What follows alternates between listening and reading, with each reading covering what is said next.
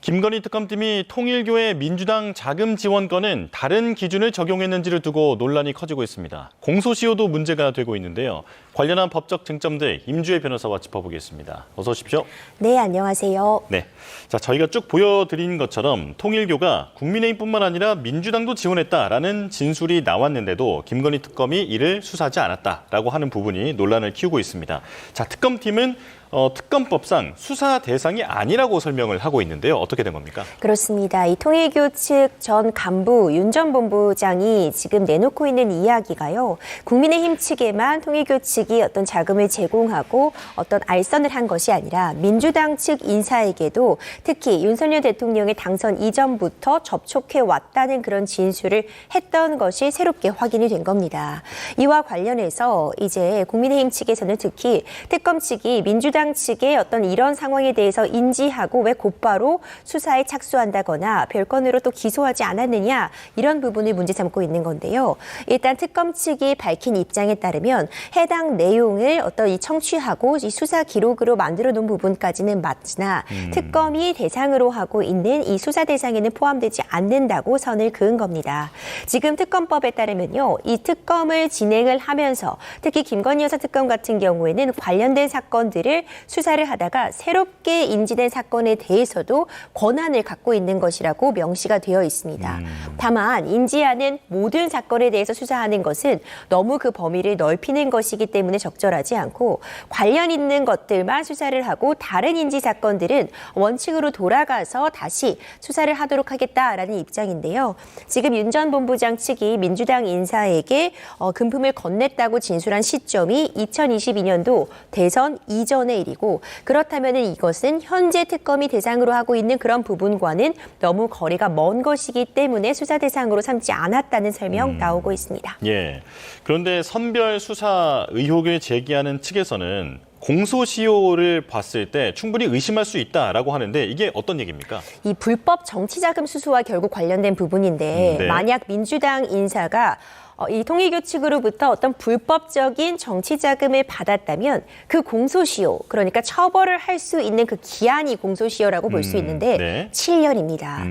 지금 2025년이 다 지나고 2026년도에 다가오고 있는 시점에서 이 7년을 역산해 보면은요 얼마 남지 않았습니다. 특히 지금 윤 전 본부장이 이야기하고 있는 것처럼 이 총선 이전에 2019년도, 18년도, 17년도에도 자금이 전달됐다고 한다면 공소시효 만료를 얼마 앞두지 않았다라고도 평가가 되기 때문에 특검 측이 사건을 이제 넘겨서 다시 정식으로 수사가 착수된다고 해도 공소시효에 너무 임박해서 수사가 진행이 된다면 또 처벌이 되지 않을 가능성도 있기 때문에 이런 부분 일종의 뭉개기를 하고 있었던 것이 아니냐라는 비판 역시 그리고 이에 더해서 다른 사건들 같은 경우에는 별건 수사로서 다시 또 이 관련된 사건이라고 해서 특검이 수사를 하다가 이것은 또 꼭 빼놓고 이 수사를 하지 않은 부분을 문제 삼고 있습니다. 예.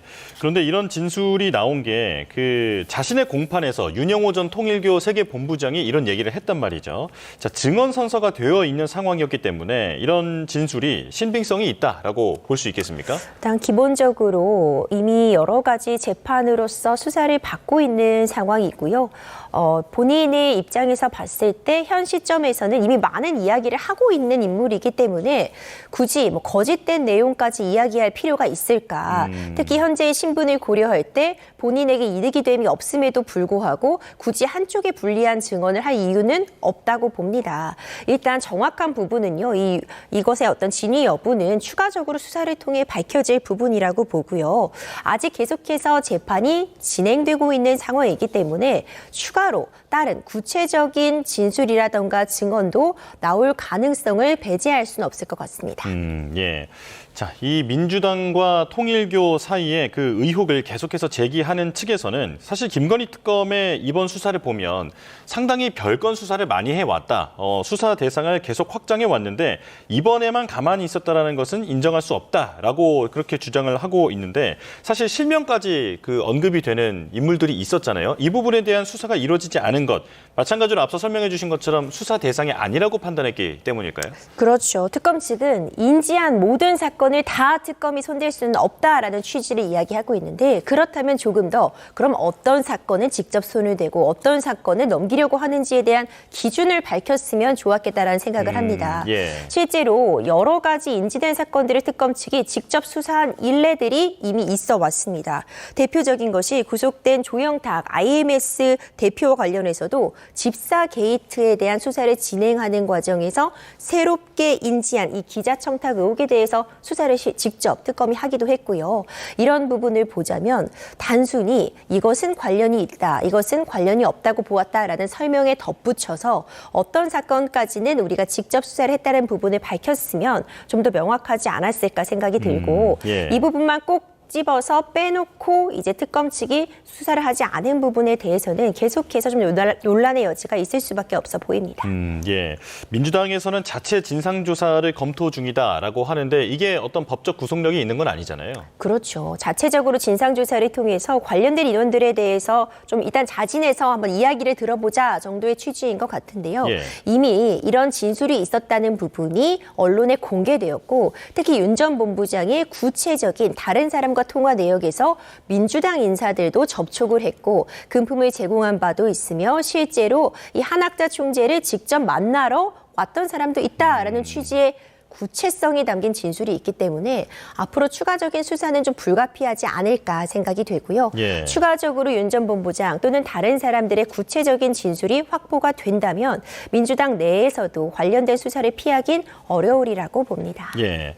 지금 문제가 되는 건 정치자금법 위반 의혹인 건데 지금 출판 기념회 도서 구매나 공식적인 어떤 정치 후원금 방식으로도 통일교가 지원했다라고 알려져 있습니다.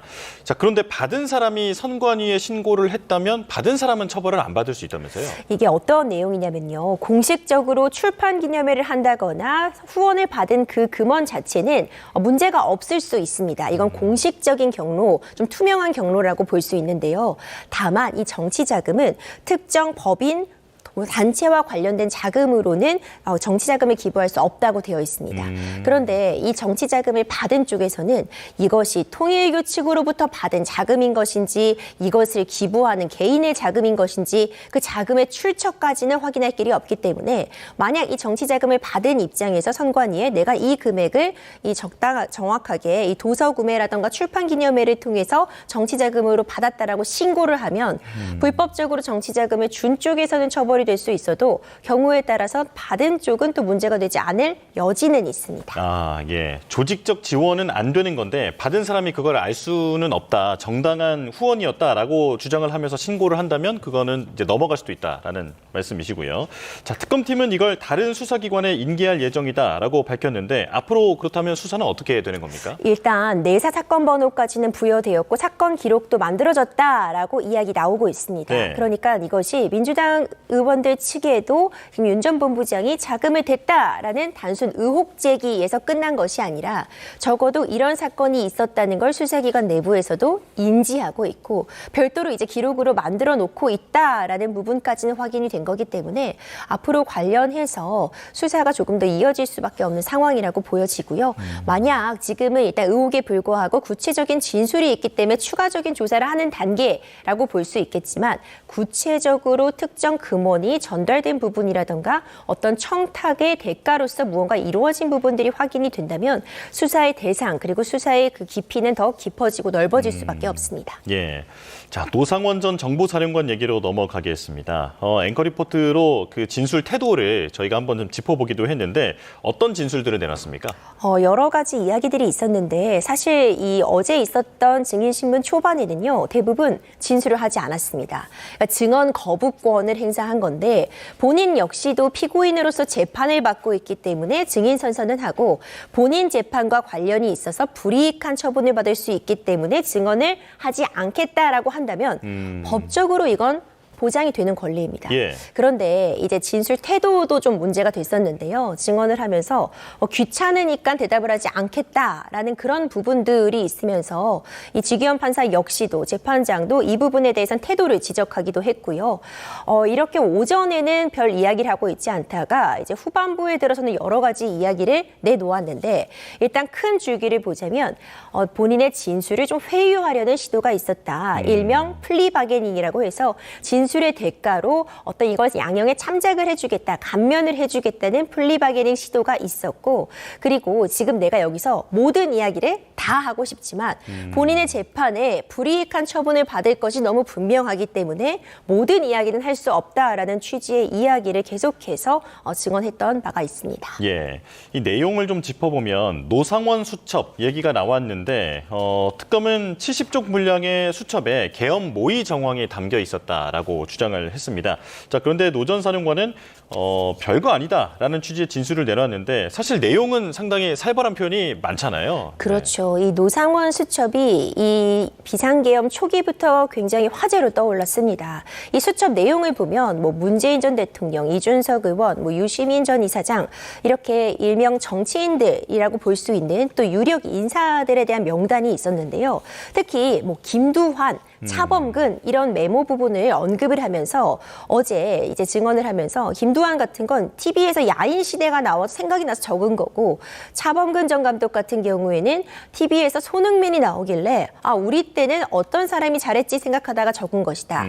이런 이야기를 한 취지는요. 예. 이 메모 자체가 누군가에게 보고를 하기 위한 그런 공식적인 성격의 문서가 아니라 본인이 생각나는 대로 그리고 이 작성한 시점 역시도 특정할 수 없는 메모 정도에 불과하다라는 취지로서 이 일명 노상원 측 이 수첩의 어떤 중요성이란 거다 구체성 그리고 이것이 누군가에게 보고되기 위한 그 직전의 문서 형태였다는 점을 반박하는 내용을 보여줬고요. 그리고 이제 D-Day를 표현하는 그런 문구 역시도 이 수첩에 담겨져 있어서 이것이 이 비상계엄 선포에 대해서 D-Day를 잡고 있는 것이 아니냐 이런 부분들이 또 이야기가 많이 나왔는데요. 이것은 언제 지금 내가 작성한 것인지 이런 부분들이 다 불분명한 부분이기 때문에 기본적으로 여기에 담겨있는 내용을 억측한 거나 확대 해석하는 것에 대해서는 경계하는 그런 입장을 보였다고 평가가 됩니다. 예. 자, 그런가 하면 내란 특검팀 이제 곧 수사를 마무리해야 하는 시점이 다가오는데 국민의힘 임종득 의원 그리고 윤재순 전 대통령실 총무비서관을 불구속 상태로 재판에 넘겼습니다. 어떤 혐의입니까? 이것 역시도 이 무인기 침투 의혹과 관련된 부분에 대해서 이제 수사를 진행을 하다가 다른 사건을 인지한 그런 정황이 확인이 된 겁니다.